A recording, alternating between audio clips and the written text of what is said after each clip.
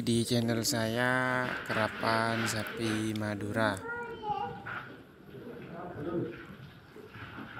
Di video kali ini saya berada di kandang tim Mantan Darat.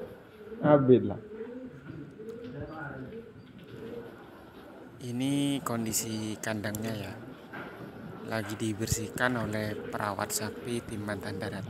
Hendik kayak kopi lagi. Hendik kan.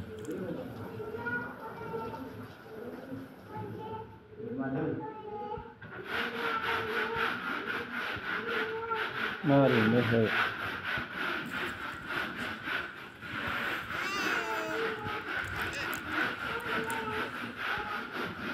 Dibersihkan 2 kali dalam seminggu ini agar kebersihannya terjaga dan sapi kerapan ini terasa nyaman di kandang ini.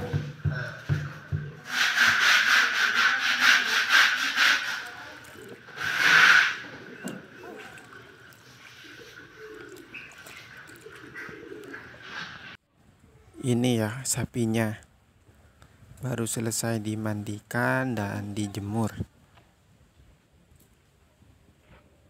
Ini yang kecil yang dipersiapkan di event Gagak Rimang tanggal 2 dan 3 Maret di Probolinggo di lapangan Semi Pro, acaranya Abah Thohir.